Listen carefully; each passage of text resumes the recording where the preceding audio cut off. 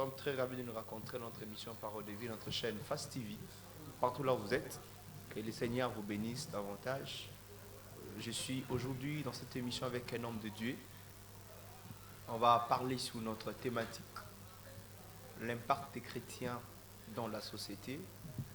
On était avec les révérends Bruno le mardi passé avec la sœur Rebecca. Nous avons essayé de développer ensemble avec eux. On a compris qu'un chrétien a vraiment quelque chose à donner à la société. Aussi, ensemble avec un homme de Dieu aussi, pas simplement un homme de Dieu, aussi un homme d'État, parce que nous croyons qu'à la fin de cette année, il sera un homme d'État, et nous bénissons le Seigneur pour ça. Lui-même va se présenter. Je suis en train de croire qu'ensemble, on va écouter un homme rempli d'esprit, rempli de la connaissance. Il va nous dire, est-ce qu'il est important qu'un chrétien soit dans la société? Comment en fait la vie de cette chrétien-là, son apport, son rôle, est-ce qu'un homme de Dieu est censé de postuler, d'être DG, est-ce que c'est important? Est-ce que nous ne devons pas rester en train de prêcher la parole dans l'église? Je crois qu'ensemble avec lui, on va parler. Bonjour, homme de Dieu. Bonjour, mon frère Jonathan. Que je dise quoi? Homme d'État déjà, passe bien. Vous êtes dans des étiquettes. Bon, je suis premièrement enfant de Dieu. Okay. Ça, c'est pour moi jusque-là, c'est les titres les plus honorifiques, le fait d'être le prince du royaume de Dieu. Okay. Là, d'abord, c'est ça. Et par la suite, parce que nous avons la vocation de servir Dieu et pour l'Église et pour la nation. Et nous avons aussi des ambitions pour briguer certains mandats étatiques afin d'aller apporter la lumière que le Christ nous a donnée pour éclairer le monde. Déjà, je vous laisse de prier pour que nous puissions continuer notre émission. Nous prions. Cher Saint-Esprit, nous te disons merci pour ces moments. Nous te demandons d'être les maîtres de tout ce que nous allons faire tout au long de ces moments durant lesquels nous allons partager les idées, les connaissances pour permettre à ton peuple de bien comprendre certaines choses. Ma prière est que tu connectes tout celui que tu avais ciblé pour suivre ces idées, pour suivre ces échanges. Loin de nous tout ce qui n'est pas de toi. Au nom de Dieu, nous avons prié. Amen. Amen. Amen. Alors vous êtes très vous pouvez dire aussi Amen là où vous êtes, là où vous nous suivez. Homme de Dieu, enfant de Dieu, l'impact de la vie chrétienne dans la société, ça vous dit quelque chose? Ça me dit quelque chose déjà parce que la vie chrétienne, on ne peut pas dissocier la vie chrétienne et son impact dans la société. Okay. Quand on devient chrétien, les champs là où nous devons manifester tout ce que nous recevons de Dieu, du Saint-Esprit, c'est au niveau de notre société, au niveau de nos sociétés. Donc tout chrétien a la vocation directe d'impacter sa société. Tout chrétien a la vocation directe d'impacter la société. Tout à fait. Et vous êtes sûr qu'avec tout ce que nous voyons dans l'Église, vous, en tant qu'enfant de Dieu, vous êtes sûr que les chrétiens impactent la société? On commence d'abord là. Bon, normalement. Normalement. En principe, selon la pensée de Dieu, selon les Écritures, selon l'idée que Christ lui-même avait en créant l'Église, c'était que les chrétiens doivent impacter la société. Comment? Mais hélas, dans la réalité, dans la dimension praxis des choses, nous ne voyons pas cet impact-là. Parce que si les chrétiens impactaient la société, on n'allait pas être là où nous sommes. On n'allait pas vivre ce que nous vivons. D'ailleurs, un homme d'État indien qui est aussi célèbre, Mahatma Gandhi, a dit une chose.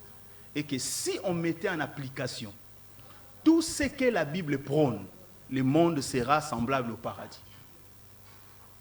Comme pour dire, si tous les chrétiens ont influencé la société en vertu des valeurs que la Bible prône, le monde ne sera pas ce qu'il est. Le fait que nous ne faisons pas, nous n'appliquons pas, plutôt nous n'influençons pas comme ça devait être la société, voilà pourquoi nous avons tous les maux que nous déplorons à la longueur de la journée, dans nos sociétés, dans nos maisons, dans nos églises, dans notre État, dans nos nations. Voilà. Quand vous regardez la société d'aujourd'hui, l'environnement d'aujourd'hui dans la société, est-ce qu'il y a une cohésion entre l'Église?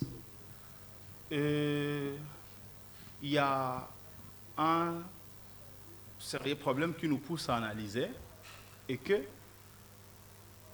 sur base des faits,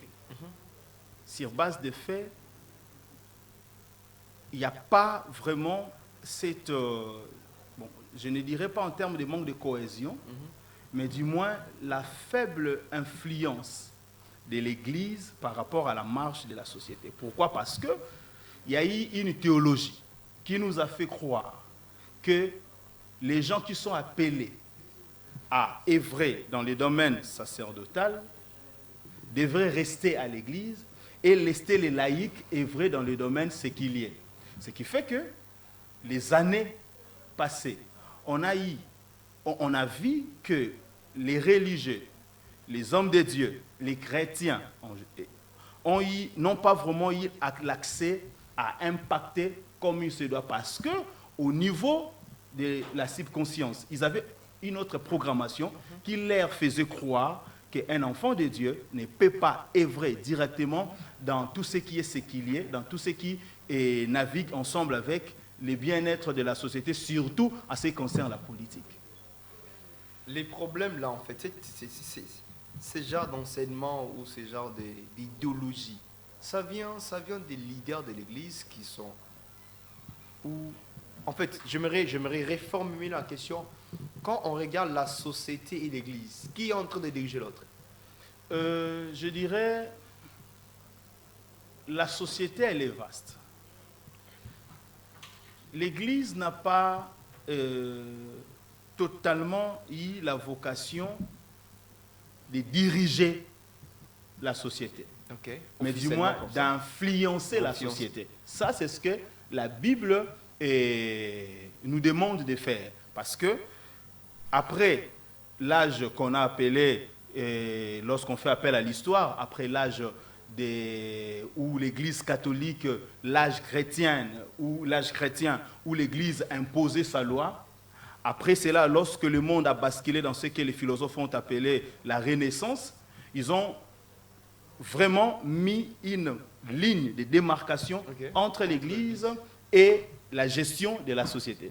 Ce qui fait que l'Église n'avait pas l'accès à influencer comme c'était le cas. Donc, comme pour dire que l'Église a sa part, mais la manière de faire a voulu qu'il y ait une séparation, l'Église-société. Maintenant, nous ne pouvons pas venir influencer la nation tout en n'ayant que les idées évangéliques. Parce qu'il y a déjà une séparation qui s'est installée entre l'Église et la société. Alors, si vous voulez influencer la société, vous devez aussi avoir des compétences requises qui vous permettent d'évoluer dans ces domaines où vous devez exercer votre influence.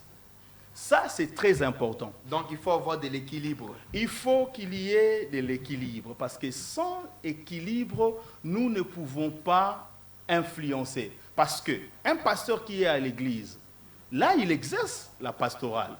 Mais une fois qu'il veut se lancer, par exemple, dans le domaine économique, journalistique, politique, alors il doit avoir des compétences requises pour exercer dans ces domaines-là. Est-ce que ça ne sera pas un problème avec des pasteurs en étant dans la société et dans l'église? Ça ne peut pas être un problème, parce que, comprenons d'abord, parce que le sujet est que l'église, l'impact de la vie chrétienne dans la société. Comment devient-on chrétien? C'est par le mécanisme de la nouvelle naissance. C'est-à-dire, une fois que nous avons le salut en Jésus-Christ, là, nous devenons enfants de Dieu. Et parce qu'il y a la religion chrétienne, le christianisme, nous devenons des chrétiens. Alors, longtemps nous avons cru et que le fait de devenir, d'avoir le salut, c'était une fin en soi. Or, le salut n'est pas la fin. Le salut n'est pas le tout. Le salut est un atout. Le salut est un moyen. Dieu ne nous acclame pas parce que nous avons reçu son Fils et que nous avons accès au salut. Non. Ça, c'est très bien. Et une chose aussi qu'il faut comprendre, mon frère Jonathan, est que Dieu ne nous avait pas introduits sous le soleil seulement pour être sauvés. Non, parce que si tel était le cas, avant d'être introduits sous le soleil, nous n'étions pas des âmes perdues. Nous appartenions déjà à Dieu. Alors, pourquoi nous introduire sous le soleil juste pour trouver les moyens de retourner à lui? Là, c'est une perte. Là, on verra que non, il y a une sorte de logique dans la manière de faire de Dieu. On était déjà en Dieu. On était déjà, aucune âme était perdue avant d'être introduite sous le soleil. Aucune âme était perdue. Nous appartenions à Dieu. Alors, pourquoi Dieu nous a introduits sous le soleil? Parce que dans la pensée de Dieu, il a fallu accomplir son dessein.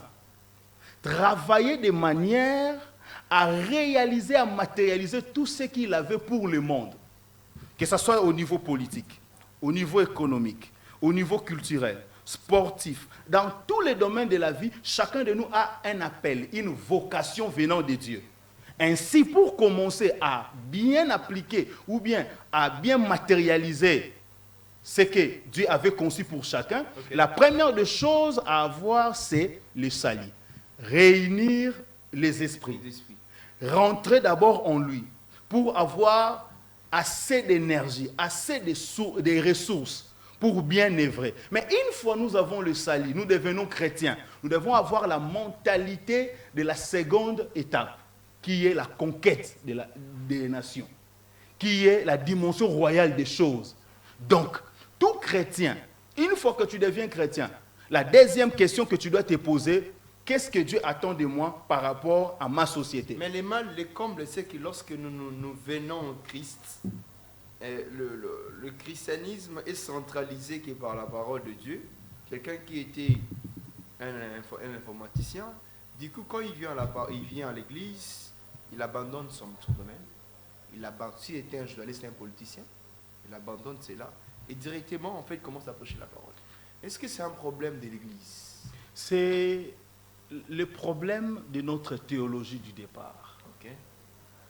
On nous a présenté une théologie qui confrontait de l'autre côté le spirituel et l'intelligence. Ça, c'est le problème que nous avons fait face au départ. Surtout nous, c'est des églises qu'on appelait les Binzambinzambi. Les églises des réveils. On nous a fait comprendre comme si un frère est intelligent, il ne saura pas être spirituel. Or, les ailes du départ voudraient que nous soyons plus spirituels. Toute personne nouvellement convertie, la chaleur qui est dans son esprit, c'est d'être spirituel et accepté par sa communauté. Et qu'est-ce qui se passe? Le fait qu'on avait caricaturé l'intelligence, les hommes intelligents et qui ne sont pas spirituels, qu'est-ce qui se passe? Beaucoup de frères n'ont pas voulu se lancer dans la quête de l'intelligence. Or, pour la première fois dans la Bible, que le mot rempli de l'esprit a été utilisé, ce n'était pas pour un prophète, ce n'était pas pour un apôtre, ce n'était pas pour un service sacerdotal, c'était pour Betsaël. Il était rempli du Saint-Esprit pour être capable de réaliser toutes sortes d'usages. Vous comprenez? Donc, déjà dans la pensée de Dieu, dès le départ, l'intelligence devait marcher avec le spirituel. Donc le problème est que la théologie qu'on avait au départ, c'était une théologie qui mettait en conflit l'intelligence et les spirituels. Or, ce n'est pas le cas. Les deux doivent marcher ensemble. Parce que le Dieu que nous servons est un Dieu spirituel et intelligent. Dieu n'est pas idiot parce que ses œuvres démontrent combien il est supra-intelligent. Et comment expliquer les enfants de Dieu? Nous n'allons pas être comme lui. Il faut être comme Dieu. Si vous voulez être spirituel comme Dieu, il faut aussi être intelligent comme Dieu. Parce que la société ne sera pas simplement influencée parce que vous êtes spirituel. Ce qui nous permet, étant chrétiens, d'influencer la société, c'est notre capacité de résoudre les problèmes que cette société fait face. Cordon Michael, vous êtes là ensemble en train de nous suivre, vous sentez la connaissance qu'il est en train de sortir ici. Il nous fait comprendre que quand tu es sauvé, ça ne te limite pas là. Tu as une mission. La mission que Jésus t'a donnée, c'est la mission d'aller dans le monde, dans les nations d'ailleurs. Est-ce que les chrétiens ont-ils un rôle à jouer dans la société maintenant? Depuis la nuit du temps, les chrétiens avaient toujours un rôle à jouer parce que c'est sa vocation, parce que c'est son appel. Vous verrez comme là, c'est une analyse que mon père spirituel et maître, le très révérend Dr Silas, a fait.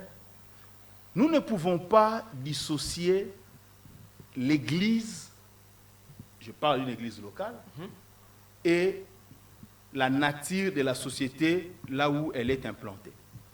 Okay. Nous ne pouvons pas dissocier la nature des requêtes, des sujets de prière qui montent vers Dieu et les problèmes de la société dans laquelle l'Église évolue. Donc, pour vous dire, tout chrétien est déjà influencé par le problème de sa société. Okay. Les églises de la Gombe sont influencées par les problèmes de la Gombe. Les églises de Bandal sont influencées par les problèmes, les faits sociaux de Bandal. Les églises comme chez moi à Makala sont influencées aussi par le problème de Makala. Donc, quand tu es chrétien, tu es appelé à résoudre les problèmes sociétaux de là où tu te trouves. C'est très important. Donc, tout chrétien a l'appel, a la vocation d'influencer sa société. Tout chrétien a l'appel, a la vocation d'influencer sa société. Alors qu'on soit un peu pragmatique, aujourd'hui, nous pouvons estimer tout simplement le chiffre des chrétiens qui sont dans la société, c'est 90%. Tout à fait. Leur impact. Vous le voyez aussi. Oui, déjà la nation congolaise, elle est juridiquement laïque, mais sociologiquement chrétienne. Okay. Parce que les gens qui pratiquent ou bien qui ont adhéré à la religion chrétienne, peu importe la diversité des obédiences, des confessions religieuses, occupent, comme vous venez là de dire, plus de 80% de la population. Alors, ce qui fait que nous sommes nombreux, mais nous n'arrivons pas à influencer comme il se doit. D'où il faut vraiment qu'il y ait une autre théologie, que les hommes de Dieu nous prêchent différemment, nous-mêmes qui avons aussi accès à parler à d'autres personnes, que nous influençons différemment, pour pousser les gens à être équipés de la mentalité d'influencer les nations. Parce que vous savez que lorsque vous êtes là, vous prêchez, mais dès que vous serez député, seulement les gens dans ton église vont dire, lui là l'a touché. Ça encore, c'est une aberration très grave, parce que nous avons Jésus, les summum de la spiritualité. Les niveaux les plus élevés, tout occultiste, tout celui qui œuvre dans la dimension du spirituel, connaît très bien que Jésus-Christ est le degré le plus élevé de la spiritualité. Alors, Le problème est que ce sont les mensonges, c'est le mensonge du diable qui font croire, parce qu'il avait voulu aussi tenter Christ dans ce sens, et que celui qui a tout, celui qui possède tout, si on s'est prosterné devant lui, il donnera toutes ces choses. Et heureusement, Christ l'avait remis sur le bon chemin pour lui faire comprendre qu'on ne se prosterne pas devant les hommes, devant une autre créature, si seulement devant Dieu. Les diables ne donnent absolument rien, parce que quand il dit « tout ceci m'a été donné », qui l'avait donné cela? Par quel décret? C'est l'homme lui-même. Quand est-ce que le diable, les serpents anciens exercent le pouvoir chez l'homme? C'est lorsque l'homme accepte de se prosterner devant lui. Quand vous faites allégeance à un loge maçonnique, vous faites allégeance à des pratiques mystiques, c'est à ce moment-là que vous dépossédez votre autorité, vous le donnez au diable et là, il va vous influencer. Parce que Dieu n'avait pas donné au diable l'autorité sur l'homme. Donc, on ne peut pas penser de cette façon-là que quand quelqu'un accède à des fonctions, que ce soit étatiques, des fonctions qui influencent la nation, que celui-là directement est du côté du diable. Là aussi, il faut interroger l'ancienne théologie, qui nous avait fait croire que non, quand on est politique, tout ce qui est beau, tout ce qui est excellent, tout ce qui est intelligent, tout ce qui est brillant, c'est du côté du diable. Et tout ce qui est médiocre, tout ce qui est à près, tout ce qui est vil, c'est du côté de Dieu. C'est la mauvaise théologie qu'il faut vraiment amener le peuple de Dieu à atteindre la dimension de la reprogrammation mentale pour comprendre que non, Dieu, c'est lui qui habite les lieux les plus élevés de la lumière. La gloire et l'excellence, l'intelligence les plus élevées, c'est au niveau, c'est notre Dieu qui la possède. Donc, il ne faudrait pas penser dans ce sens que non, quand quelqu'un est élevé en dignité, quand quelqu'un est brillant, automatiquement il est du côté du diable. C'est un mensonge, c'est un faux message que vous, serviteurs de Dieu qui évoluent dans le domaine de la presse, vous devez aider le peuple de Dieu à atteindre cette dimension de reprogrammation pour comprendre que non, c'est Dieu qui a tout ce qui est excellent. C'est Dieu qui a tout ce qui est excellent. C'est le monde de berger. Moi, je l'appelle déjà un homme d'État. Déjà, il était en train de glisser les problèmes sociaux de son commune. Et il va postuler là-bas. Je vous annonce qu'il sera candidat provincial. Oui, oui. On parle d'abord de ça aussi. Ça fait partie de l'impact en fait de votre vie chrétienne. Ok. Vous voulez impacter en fait votre commune.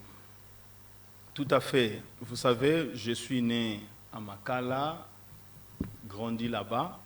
J'ai connu Jésus tout en étant dans cette commune. J'ai commencé à servir Dieu. J'ai fini mes études là-bas. En fait, Makala, c'est ma commune, ça fait partie de moi. Alors, je vis combien les gens se battent pour élever la tête. J'ai compris les problèmes qui nous dérangent. Longtemps, nous avons adopté l'approche des prêchés, l'approche de soutenir d'autres personnes pour qu'une fois là-bas, qu'ils arrivent à changer les choses.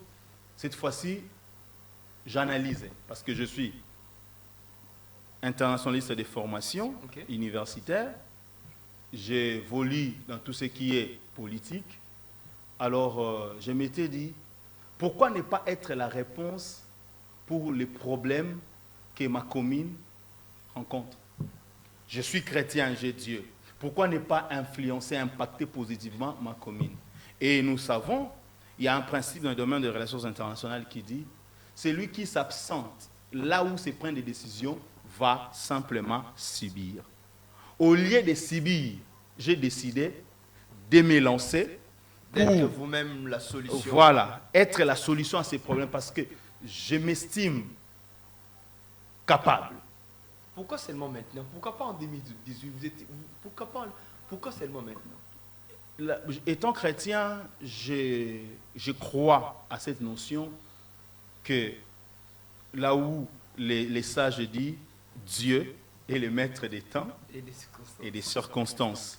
Dieu a bien voulu que ce soit maintenant le temps pour moi de me lancer Alors j'ai décidé de me lancer pour la cause de ma commune. Parce que je vous dirai une chose. Longtemps, on a pensé qu'à Makala, il n'y a que des anti-valeurs. À Makala, il n'y a que des gens moins instruits, Kuluna et tout et tout. Or, ce n'est pas vraiment le cas. À Makala, il y a des valeurs. Il y a des gens qui évoluent dans plusieurs domaines et qui contribuent même à la construction de l'identité de la ville. Seulement, le problème que nous avons est que nous n'avons pas eu des infrastructures pour exposer ces gens-là. Okay. Quand on parle de Makala, on voit les mal, on voit les antivaleurs, on voit les mots, mais on n'a pas cette capacité d'exposer les biens que cette commune regorge. Alors, ma politique, je m'étais décidé de me lancer pour travailler avec ceux de ma commune, afin d'exposer les biens que la commune regorge. Et ça serait pour nous un moyen de s'élancer et d'amener cette commune à son développement. Voilà. Mais moi, je ne sais pas, cette année, j'ai remarqué qu'il y a beaucoup de serviteurs qui ont décidé de postuler. C'est quoi, vous voulez faire débarrasser, et surtout les jeunes, vous voulez faire débarrasser de vieux? Vous savez, j'ai béni Dieu parce qu'il y a eu un courant évangélique, un courant beaucoup plus apostolique qui a influencé la nation ces 3 dernières années, ces 5 dernières années, ces 10 dernières années. Ce courant apostolique dont le docteur Silas est aussi un des porteurs d'étendard est un courant qui a changé le paradigme dans la tête de la plupart des enfants de Dieu, surtout des jeunes. C'est pour cela que vous voyez lors de ces échéances électorales, vous verrez que les jeunes chrétiens vont vraiment se lancer parce que nous avons été secoués. Okay. Nous avons été reprogrammés pour dire aussi longtemps nous resterons à l'extérieur. L'Église a beaucoup subi. L'Église a beaucoup subi et l'Église subira encore. Or, là où nous sommes, et par suite des choses qui se font déjà sentir, si les enfants de Dieu n'arrivaient pas là où les décisions se prennent, l'Église subira de manière fatale. Parce qu'il y a des lois, il y a de l'imposition de certains lobbying, les lobbying de LGBT. Là, si nous ne sommes pas là pour contrecaler certaines choses, l'Église va subir et la société va encore subir de manière fatale. Voilà pourquoi j'encourage les jeunes et je demande, j'en appelle vraiment à la conscience des chrétiens. Nous occupons 80% de la population. Pour cette fois-ci, accordons chacun dans sa circonscription électorale, que ce soit au niveau du district, que ce soit au niveau de la commune, accordons la main forte aux véritables enfants de Dieu qui s'élancent. Aux véritables enfants de Dieu, pas aux enfants de Dieu des doubles cassettes. Non, non, parce qu'une fois là-bas, ils vont nous faire la honte. Merci beaucoup, nous sommes déjà à la fin. Je crois qu'il va encore revenir. Dieu, commencement, introduction. Il va encore revenir pour vraiment en fait nous aider avec ses enseignements, ses idées. C'est tout ce qu'il a en fait. Nous croyons que cette année, cet homme, au-delà de prêcher la parole, il va aussi prêcher la parole dans l'Assemblée provinciale. Bon, là, on ne va pas prêcher la parole. On va prêcher quoi? Là, on va défendre. Là-bas, c'est pour voter les lois, contrôler l'exécutif provincial. Comme nous l'avons dit au départ, là, c'est. Pas au nom de l'évangile. Non, non, là ce n'est pas l'évangile. Okay, là, c'est vraiment la matière pour permettre que la ville fonctionne normalement et honorer le nom de Dieu dans la manière de faire. Donc, il a dit quelque chose que j'ai beaucoup aimé. Il faut faire des choses autrement. Prêcher la parole autrement. Les hommes de Dieu que vous êtes là, vous nous avez suivis. Un homme de Dieu jeune, rempli d'esprit, rempli de la connaissance, de la sagesse. Faisons des choses autrement. Vous êtes là, il est possible que tu sois chrétien sérieux et tu sois DG, tu sois politicien, tu sois député. Il est possible que tu sois chrétien, tu sois à la cour constitutionnelle et tu fais des choses très bien autrement. Il est possible. Alors, homme de Dieu, nous sommes à la fin. Regardez votre caméra. Vous pouvez glisser quelques mots. Merci d'abord de nous avoir invités. Et tout ce que je peux demander aux gens qui nous ont suivis et ceux-là qui vont nous suivre, c'est d'être déterminés pour cette fois-ci, étant chrétiens, d'influencer positivement la nation. Et un des moyens, une des voies pour influencer positivement, c'est aussi la capacité d'envoyer des bonnes personnes au niveau de la représentation provinciale ou nationale. Et je suis Cordon Mike, je suis coordonnateur du ministère Bon Appétit Adonai. Nous travaillons et nous adorons Dieu, nous encadrons les jeunes, nous encadrons et nous accompagnons les familles. Nous sommes là chaque dimanche à partir de 16h30 et au sein de l'église de la grâce et la foi, sur avenue Kitomesa numéro 1, commune de Makala. Si vous avez le temps, passez adorer avec nous, passez partager des idées avec nous et vous serez aussi édifiés par des choses qui se passent. Je vous dis encore une fois merci. Merci beaucoup, Cordon, pour répondre à notre invitation. Nous croyons qu'on va voir encore la prochaine mission. Alors, vous êtes totalement en train de nous suivre partout. J'ai toujours en train de dire l'évangile, c'est gratuit, mais l'évangélisation, c'est payant. Alors, soutenons les jeunes qui sont en train de postuler partout. Il est à Makala, il a besoin de vous, à Makala, ceux qui sont bolandi biso bozali wana. Azawana, aza dynamique, ozana lisola rosolana ye, oluki sika zali, et il est souple, vraiment souple. Soutenez-lui, votez pour lui. Je ne suis pas là pour faire des propagandes. Je suis en train de se dire, c'est un jeune comme moi, un homme de Dieu sérieux que je connais. Et nous voulons que Mayele Nayaza Nango, à côté de Ngopen, pour Namboka, il soit en église, mais pour que Mboka Itambola Malamu, Bissonyon, Sobaye, Toko, Linga Kemboke Malamu, et qui n'est pas dans le Sambote aussi na Misala. Je crois qu'à travers lui et les autres, le pays va aller très loin. Nous bénissons le président de la République qui est en train de célébrer son anniversaire aujourd'hui. Que le Seigneur le bénisse. Merci beaucoup à ceux qui étaient derrière la caméra. Merci pour notre boss. Nous l'aimons beaucoup. Nous continuerons à prier pour lui. Et merci beaucoup à notre DG là où il est. À vous tous. Vous étiez là en train de nous suivre. Que le Seigneur vous bénisse. On se voit le mardi prochain à 16h30.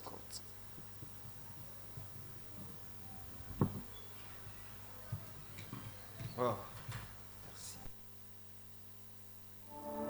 You were the word at the beginning, one with God the Lord Most High.